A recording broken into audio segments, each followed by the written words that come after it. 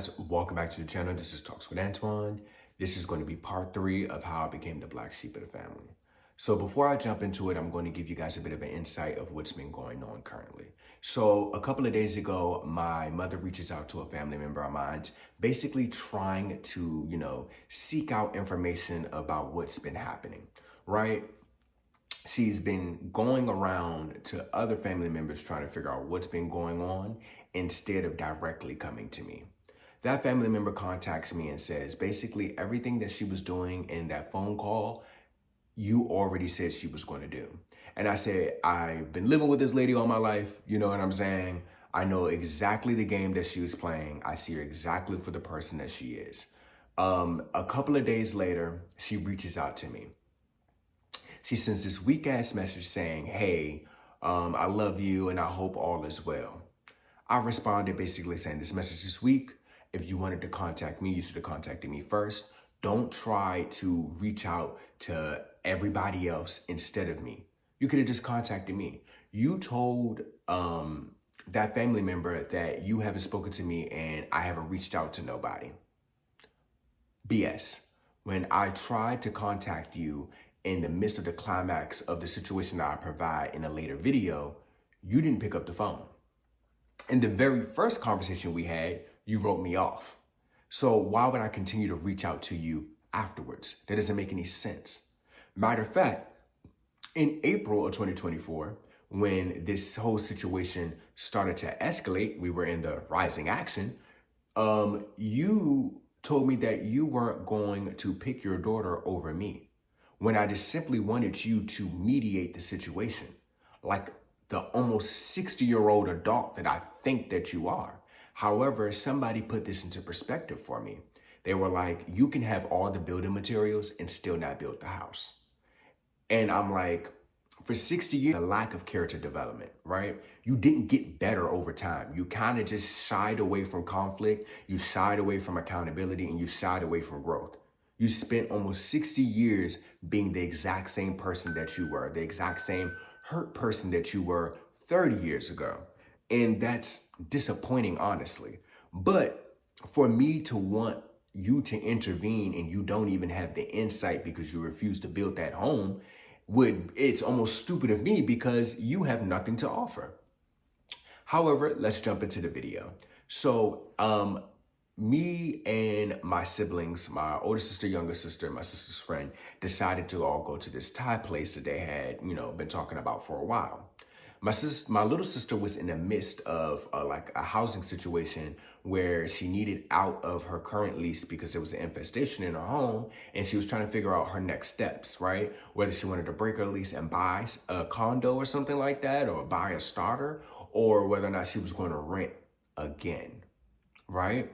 So this is where I feel like I overstepped, and I end up apologizing later on that night. So I turned that conversation almost into a me thing, and I realized that that was coming from a hurt place. Again, apologized later on that night and said, hey, sorry for overstepping. I know you're trying to figure out the housing situation.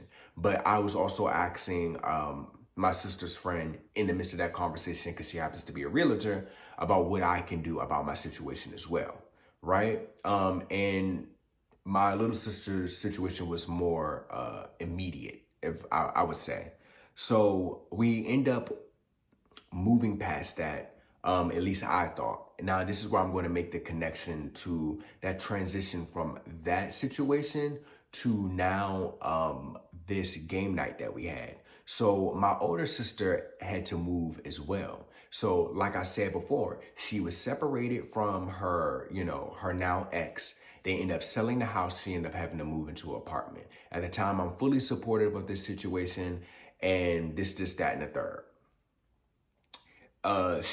The conversation at hand went from, with my little sister and my older sister, from basically we're supporting you to you basically get back on your feet to you've never been on your feet. You've always been dependent on somebody else. And we're actually the ones that are independent. And I'm sitting here thinking to myself, I'm like, baby, I had to run a whole household prior to moving back home. And I've only been back home for a couple of months. Matter of fact, I made it my mission to only do this for a year. Everybody else had the expectation that I was just going to live there for 3, 4 years and try to get myself together. And that was the gossip that was going around. Now, with the women in my family, there's only 2 other males, right? So they made the assumption that we would never pull it together. They made the assumption that we were always going to be like quote unquote knuckleheads and that everybody else is on their shit but us. However, something about me, baby, is the ambition in me will make sure that I not only do it again, but I do it better. Baby, I don't have to be the first person to do it, but when I do it, it's going to be the best. You know what I mean? And I don't want to sound, so arrogant in that, but that's what fuels me, because if you think that I can't, I'm going to show you not only that I can, but I'm going to do it better than you. And that's the competitive spirit in me. So I'm taking all of these hits from left and right, right? This having to move back home from, February all the way into May.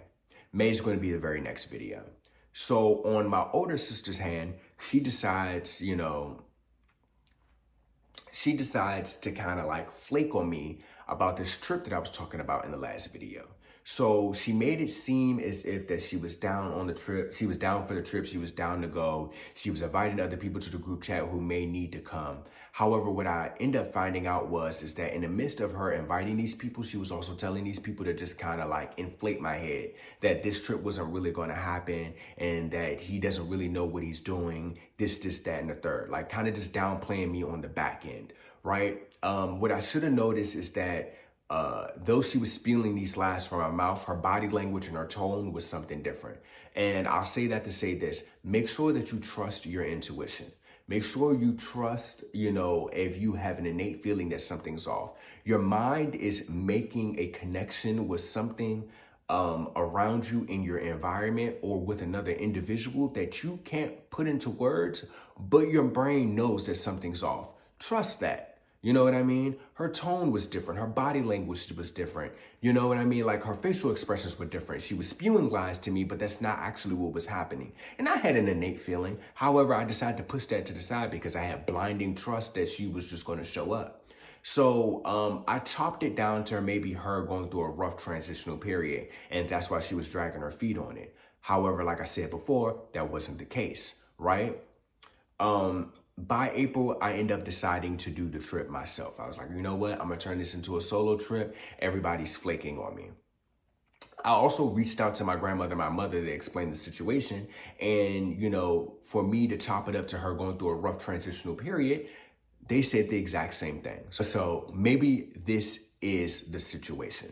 Maybe she is going through a rough transitional period. Everybody else is saying it. I thought it. However, this was just an excuse. So March, nothing really happens. I'm continuing to take the shots from my little sister from that game night on moving forward. And I, again, made the connection that maybe that was something related to the Thai spot incident. April rolls around, my little sister, like the end of March, early April rolls around. My little sister decides on a place she's moving in, right?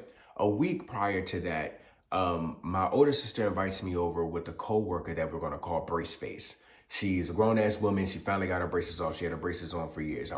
My older sister, Brace Face, and me were all really cool at the time. Me and Brace Face were working out. We was working on our weight loss journey since August of 2023.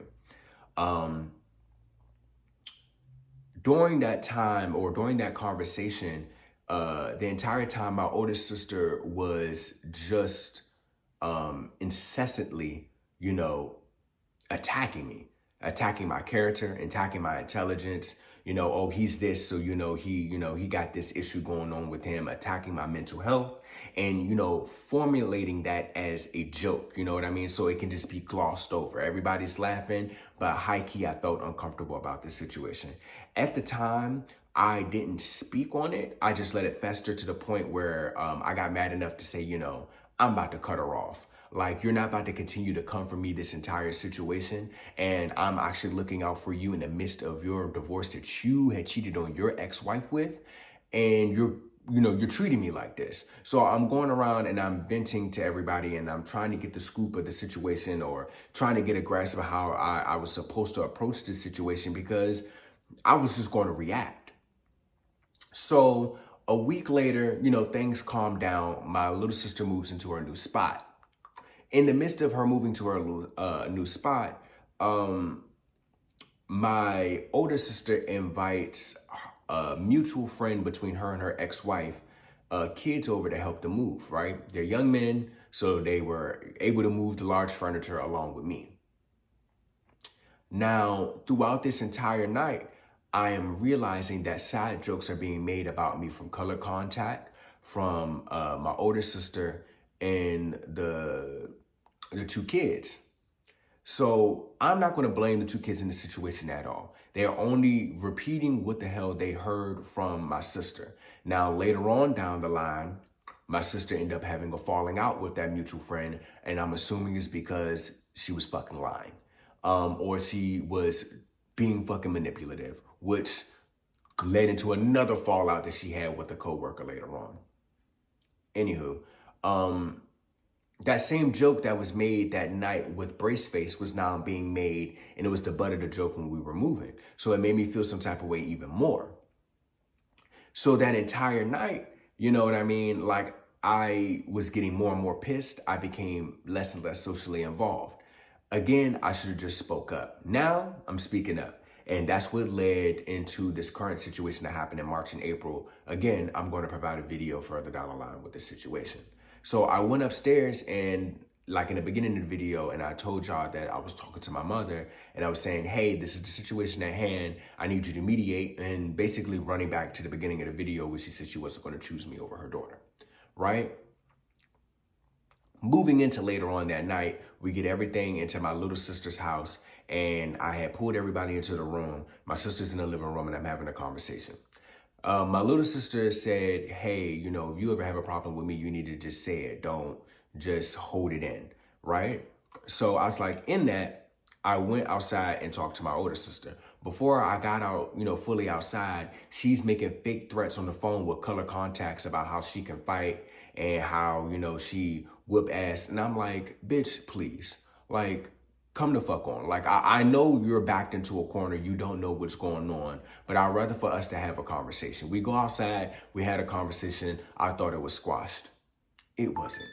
Not only were you gossiping about the trip wasn't going to actually happen, not only were you, making the jokes about, my mental health and, the stability of what I had going on at the time, and you're going around gossiping to everybody about that, and me being not aware and me being on your side and the whole time you're not on my side. Now we get to this situation where now you're making now we get to this situation where we're now making fake threats on the phone with color contacts, trying to make yourself bigger than what you appear.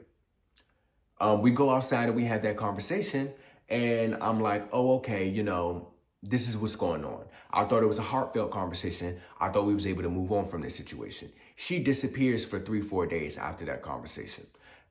Here I am thinking that she needs space. She doesn't need space.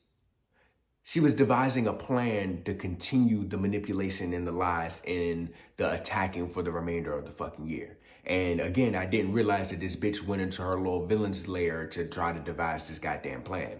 And for me to realize that that was happening in that moment, I had to realize that that was the same thing that she was doing to her ex-wife at the time. Again, had no idea. Now that I know, again, further video down, the line. Basically, after that, we move into May. I'm thinking that everything is dandy. After she disappears for a couple of days, I reached out to her. I thought we were cool. However, I'm going to save the next part for May, June, and July in the next video. This has been Talks with Antoine. Peace.